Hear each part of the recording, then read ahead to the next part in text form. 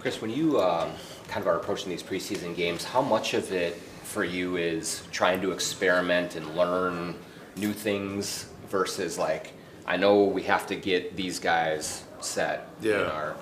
I'd say the first two games we did a lot of experimentation. Yeah. The New York game, not so much. We tried to just get to the basics. Defensively, transition was inconsistent, but not terrible. Half court, I thought we were outstanding in defense.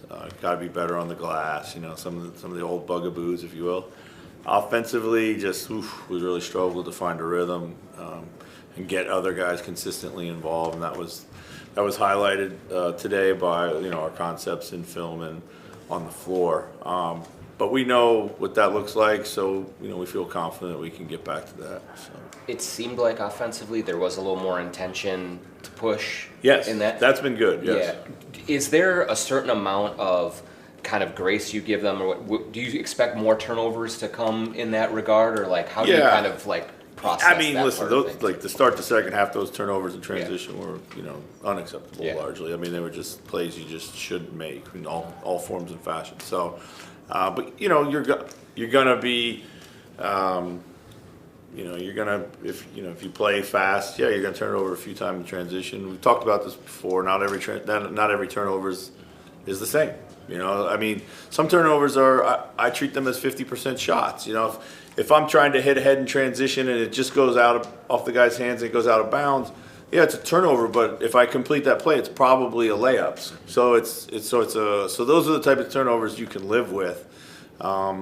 It's the silly ones or the just the tragically poor decision making that you absolutely have to get away from, because if you're going to carry a few more turnovers stylistically, then you have to be able to be more mindful of ball control when you have to take high risk decisions.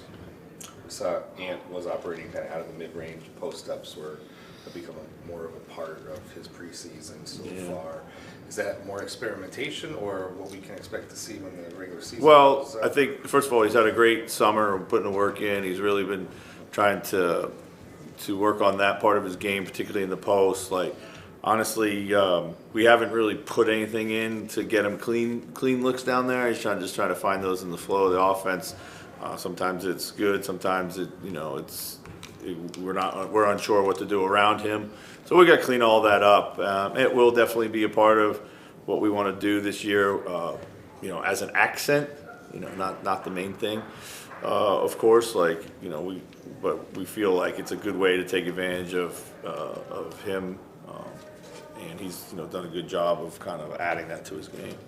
When it comes to, we saw him on Brunson and DC the other night too, and he talked about wanting to take more of those A matchups on a nightly basis. How does that affect maybe what else you can do defensively? You talk a lot about Jaden and his rim protection off ball. Yeah. And just how does that maybe shape what you can do if Ant is able to take those on a more consistent basis? Yeah, I think. I don't know if it shapes like any strategic changes. I think both of those guys, when they're on the ball or off the ball, can do the same things there. It just gives us, again, another long defender at the rim. Jaden was very active defensive rebounding, which puts him in a position to do so when he's off the ball like that. Keeps him out of foul trouble a bit too as well. So there are like a lot of benefits to it. And like I said, with Ant and Jaden, we do a lot of similar things anyway, whether it be switching. I don't see a ton that we can do there, but we might, be able to grow some things as the season goes along. So. How's Jaden doing? You talking about with his ankle? Yeah. Oh yeah, fine. Yeah, fine. Yeah. I think he's just a little tenderness, but he went through everything today. So yeah. Bones, I feel like we talk a lot about just like his range, his ability to kind of like get to his spots, but it seems like he's maybe grown a little bit as a playmaker too. Mm-hmm. Have you seen that decision making improve a little bit through the preseason and last year? Yeah, without a doubt. But here's what I would say: I think Bones has always been a good playmaker. He just chosen not to make plays. Like all these guys have incredible skill sets and can do a multitude of things. Like they just have to lean into doing them when the game calls for them to do it. We need Bones to score, make shots. He's incredible range shooter. I love his game. Always loved his game. Guys with game like that, and he can really pass because he's got such a high skill level, and we need him to do that too. And sometimes that even more than score. I mean, to your point, like even at VCU, he had like good assist to turnover, assist percentage numbers. Like, is that something that just some guys it takes a while to mature into understanding that side, or is it more just some teams ask players to do other things? I'm sure it's a combination of things, but everybody gets to the league, they get locked in on scoring because that's kind of they feel is their pathway to get paid or play or all the other reasons that guys want to score. It's more fun. Talking to some of the guys from Indiana the other night, Yeah. just how they got to that style of play that they've kind of perfected so well. It's a lot of them said it kind of took a good part of one season to Yeah. really get that way, and they had to have patience and stick with it. Yeah. How long in your mind do you kind of give when it comes to like trying to perfect the more up tempo style of play, and you give like half the year before you want to see where it may be at ideally, or Well, I don't think, first of all, I'd say, right now we're playing at a pace, which, if you, everyone, when I give you these numbers, everyone can look at different numbers, but I'm going to, give you the context. When we factor out, our main guys, factor out, or factor in our main guys, factor out our, deep rotation guys, and then we account for, the pace in the preseason is always super high, so you try to normalize it.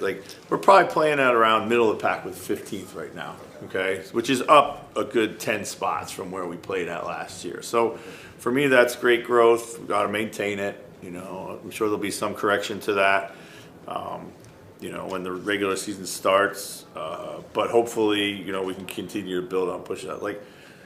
I've always liked to play fast. We've always been with organizations that do. We have a naturally slower team here for a variety of reasons. So it's not like, I feel like we're going to be revolutionary a whole nother team in 45 games.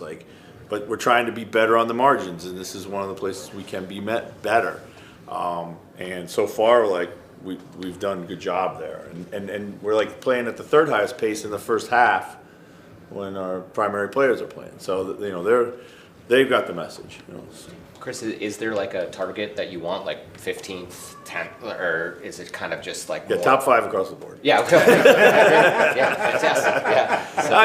Yeah. Listen, I haven't put, I would like to certainly be top 10 in pace, but, that's probably a stretch goal for us. Yeah. So, but if we keep pushing towards that, then, then we'll be a little bit better than we were last year. So. Chris, you talk about the young players earning their spots, earning trust. With TJ specifically, what have you noticed from him from that back end of last season, summer league to now, prepping for the seasons that has earned your trust for him to perhaps have a more prominent role here? Well, it all goes back to he just sticks to who he is and plays to his strengths. The mistakes he made are honest mistakes, trying to make the right basketball play oftentimes. He's probably playing some of our purest basketball right now, just kind of doing his thing. His playmaking has been great, just, driving, has the ability to get to the heart of the defense, and then just not, I would say 9 times out of 10 he's made the right play, a couple turnovers, but, he's going to play with, he plays with so much force, he's going to have a few turnovers here and there. He's shooting the ball with confidence, which, he has the green light to shoot open shots when they come his way. Defensively, I think he still has areas that he can certainly take steps, but his locked in, his application is really high. His even keel, he knows we believe in him and he believes in himself. So I think he's in a super good place.